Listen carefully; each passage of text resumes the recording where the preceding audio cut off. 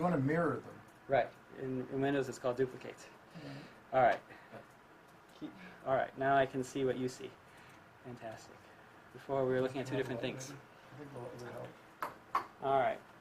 So now let's talk to some of the applications. So what's always cited in the literature is medicine, because medicine will pay unlimited sum of money. People will invest a lot when their life and health is on the line. And health insurance companies are willing to pay large amounts of money for this thing. So the potential for VR in health and medicine may be a matter of depth. Hospitals use MRIs and other scanning devices to produce models of our bones and organs that are used for medical diagnosis. And what they're doing is they're just taking a series of cross-sectional pictures. And so the state-of-the-art now is you look at a series of cross-sections. But a tumor isn't flat. A tumor is a 3D shape. And it might not be as obvious in a cross-section as it is if you can see a 3D shape. So imagine you can go through the brain and using the MRI data, and the doctor can look around inside the brain and find the kind of the tumor shape. It might be more obvious than the current kind of cross-sectional take. So if we can use this to, we can use MRI technology and immersive video capture as a way to, doctor can actually see inside of you in a more natural way and might be able to pick up on unique things. The biggest thing I think is for women about to give birth. Have you ever heard of these 4D ultrasounds? You shouldn't get it because it's probably more radiation for the baby than natural. But women love it because you can see the babies in ultrasound moving around. And so you can see the shape of the face. You can kind of know what your baby's going to look like. And I remember with my first son, when the first time we could see the baby on the ultrasound was so exciting. But you can't really see what the baby looks like. All you can see is as a head and legs and such like that. But you can't see, like, what does the kid look like? You can only see that in the 4D ultrasound. But even then, it's not that, everything's gold color. It doesn't look like the face, not natural. You can know the gender. You can know the gender, right, yes. If the baby happens to be positioned in the right way. Sometimes it's not. So yes, that's the one benefit. So anyway, so you can use it for preoperative planning, for diagnosis, and for certainly seeing your baby. It would be a simulated version of your baby, but that's good enough. You could even see what clothes look like on your baby, right, if you're on Taobao. Okay. Mental health. This is a huge application area. Because the main guest speaker we're going to have early on in this course, Skip, that was his original idea, and why the Army is willing to give him millions of dollars, $20 million a year, to create an app that allows people to simulate the experience that caused their stress. And by experiencing that simulated stress over and over and over again, you become desensitized to it.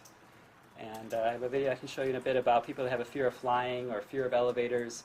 And if you experience it in virtual reality, piecemeal, little by little, knowing it's not real, you get used to it, and then you get desensitized to it, and then when it actually happens, you don't have that same extreme reaction to it. So people that have nightmares, terrible dreams, and the Samsung, there's an app that's called Worst Nightmare, and it allows you to experience a pre-recorded version of a worst nightmare, and the idea is once you experience that, then when it actually happens to you, you won't feel the same stress. So called exposure therapy.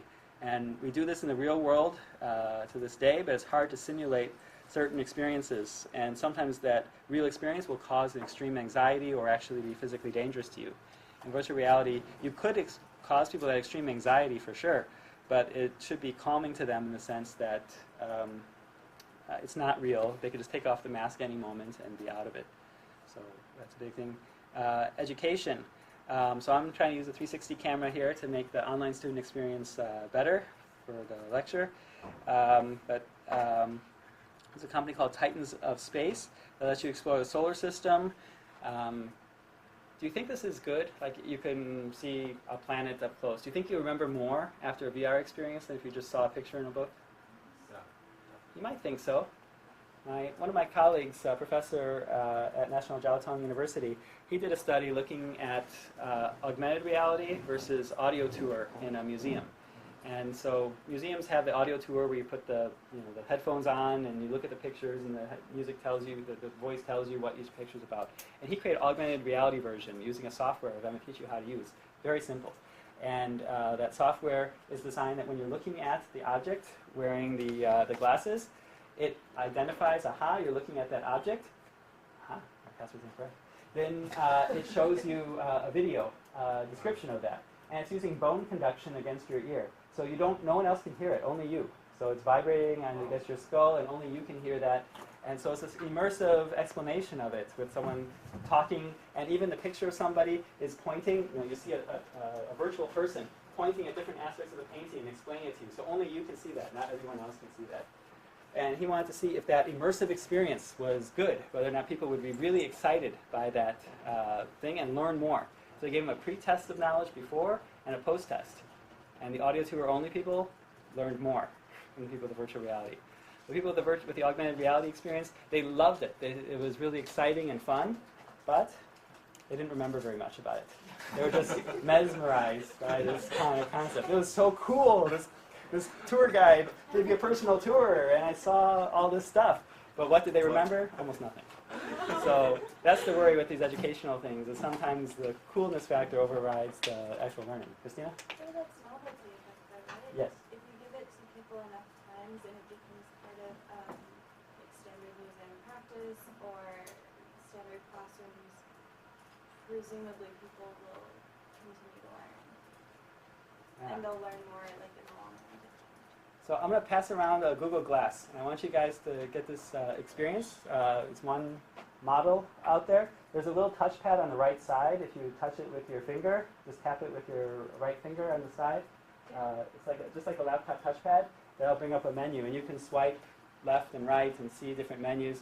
And you can say, "Okay, Glass, take a picture," or just wink.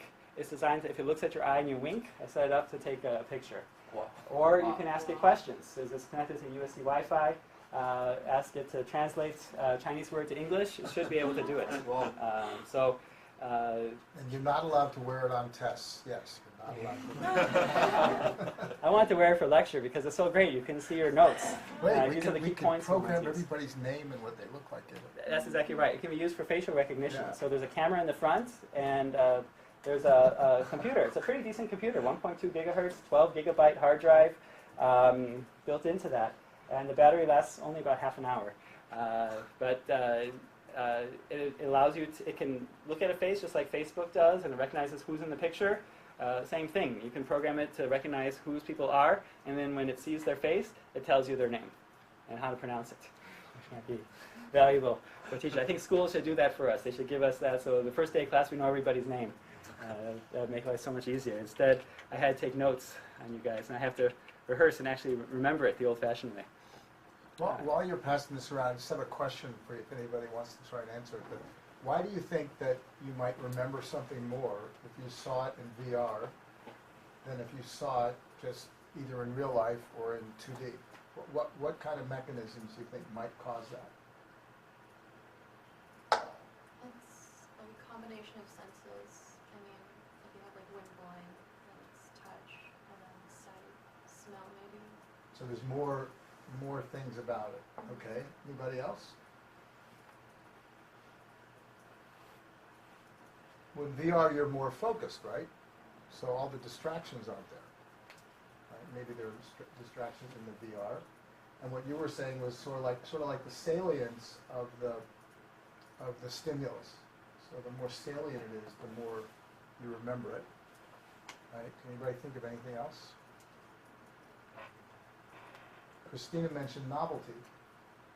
So it may very well be that novelty, if you see something that's novel, you become more aware because it's sort of exciting a little bit. And that makes you more aware by itself. See, so. And there's different kinds of learning. Sorry for the darkness here. Behavioral economists talk about peak end experiences.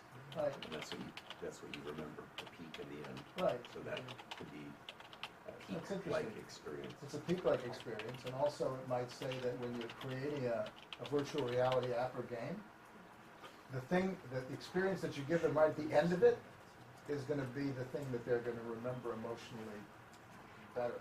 than the rest of it. That's the end, the peak and the end. Yeah, that's a great point. I'm a big fan of behavioral economics. I teach a behavioral economics class in the fall for freshmen, and so Well, I'll shut my mouth.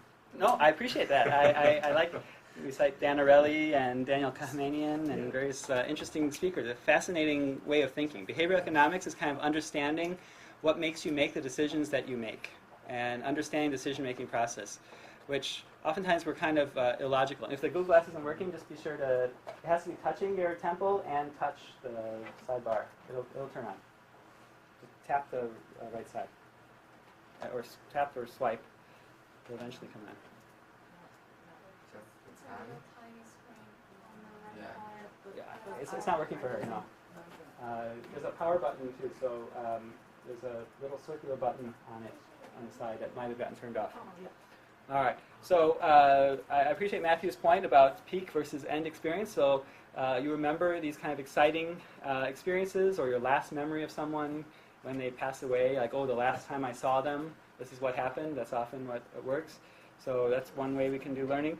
But with memory research, the main issue is semantic, which is just remembering facts and knowledge, which is oftentimes what we're doing in school, just remember certain facts and citations and knowledge. Versus episodic memory. Episodic memory is the stories. So, and older adults remember stories primarily. They don't always remember all the details of the facts. And with VR, it's a more